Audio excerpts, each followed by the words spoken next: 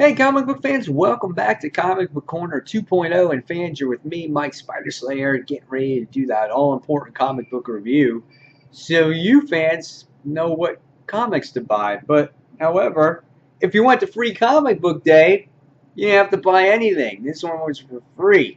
So, I'm just going to review it just to share my thoughts on this story and what possibly to expect for these characters going forward in the DC universe. As we all know, Convergence is still going on, and now we're diving into Divergence, which I think is quite odd that we're kind of starting this when there's another event going on, but I think a lot of people don't care about Convergence as much as maybe what's going to go on in this. And if you really do care about Convergence, or you don't care, please leave me in the comments below, because I'm interested to hear what you guys think of Convergence right now that we're in this fourth week of it.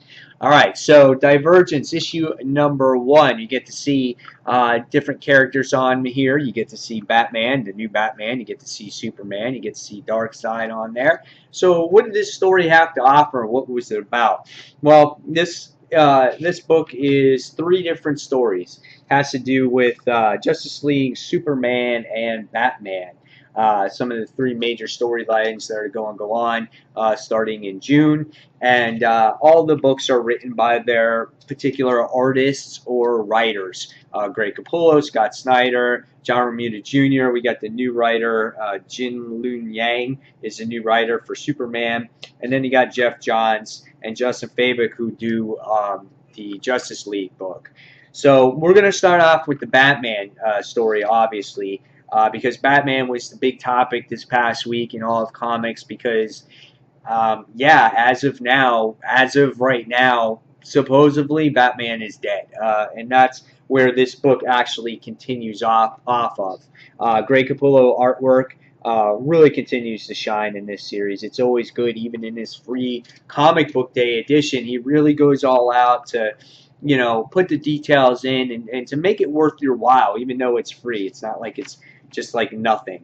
And this book really does a great job at capturing the moments of, you know, if you haven't been reading Batman, of what's happened with Batman and his battle with the Joker, and how he sacrificed himself for the greater good of Gotham.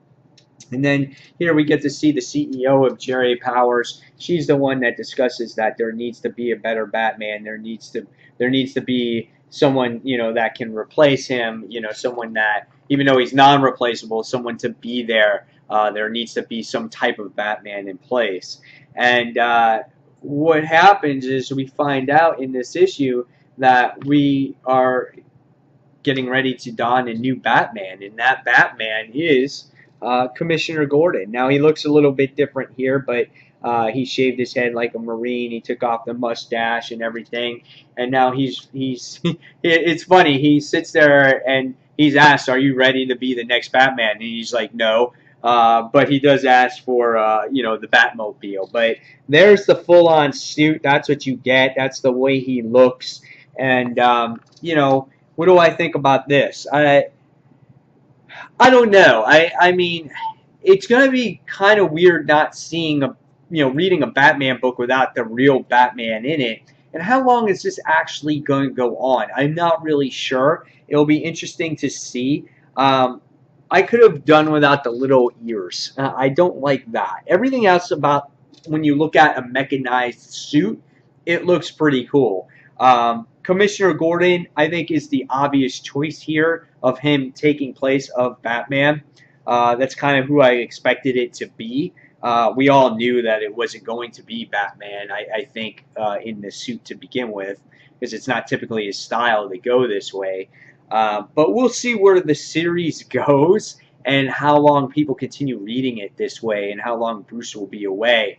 And, of course, something tells me he's not truly dead in this series, but it'll be interesting to see how long he goes. But it was a good story, a little teaser, get everyone caught up of where Batman stands. Next book you get is the story of Superman. And in this book you get to see, based off of what happened in the last issue, on issue number 40, his face got caught up on on all the video cameras, on all cell phones, because he didn't have his powers and he wasn't able to jump away real quick. So they got a real good picture of him all bloodied and beat up. Lois noticed that he was at the Daily Planet all bloodied and beat it up, and it was just, she kind of outed him out that Clark Kent is Superman, and it's become this big deal. It's all over social media. You get these second-rate villains trying to go after Clark Kent Superman because they put him in jail, and they know that he's kind of powerless at this moment, and he tries to go out in hiding because he doesn't know how to deal with the situation. But it's kind of cool how it is all over, social media. The one thing I don't get is, like, why would Lois really do this? Why would she kind of out his secret? I really don't get that. And she, like, apologizes and says she's sorry, but then at the same time, it's like, yeah, why would you do that, Lois? So interesting stuff here. We're going to see where Superman goes from here, but now we know that his secret out, and now you know why he wears jeans and a t-shirt, because he doesn't need to wear this costume anymore. He just needs to be Clark Kent Superman. So that's basically what happens there. Artwork it's okay when it comes to these parts of the book, but when it comes to this particular part of the issue, this guy puffing out his chest, I'm like, what is that? Looks like his back, So I was just like, that just is odd for me. So I didn't like that part there. Next story, you get the continuation of Divergence, which is leading into the Secret War, which features Darkseid going against the Anti-Monitor. And basically here you get to witness the birth of the daughter of Darkseid.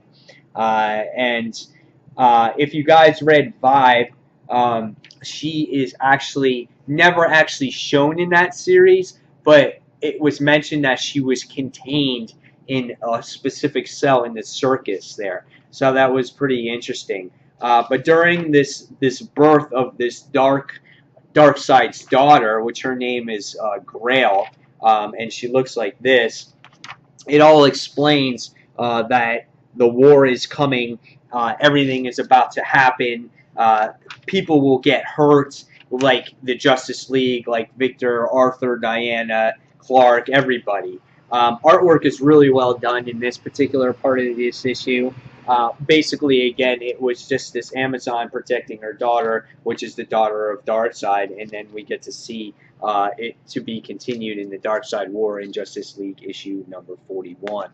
So that is the stories in a nutshell. I obviously for free, this was really, really good. I don't think you can beat this because it catches you up a little bit on all the stories that was going on, what the event is going to be in store for us, and there's a nice little introduction on what DC's plans are in the future when it comes to their universe.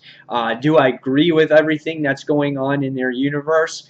I can't honestly say that I'm a huge fan of how Superman is written, and I'm not sure how long the Bruce Wayne thing will go on and if people will be on board, but I'm always optimistic about books.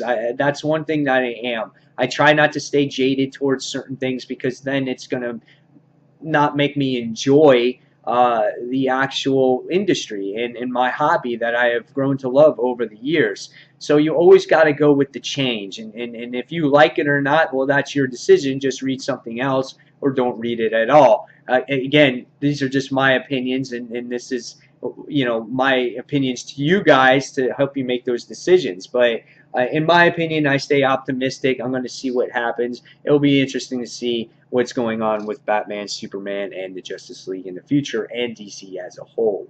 So for free, I guess I'm going to give this a 4.5 out of 5 stars. Really enjoyed it. Least favorite story was the Superman one. So guys, as always, thank you for watching Comic Book Corner 2.0, and until that next comic book review, this is Mike Spider Slayer signing off. Thanks for watching, fans. See you soon. Bye.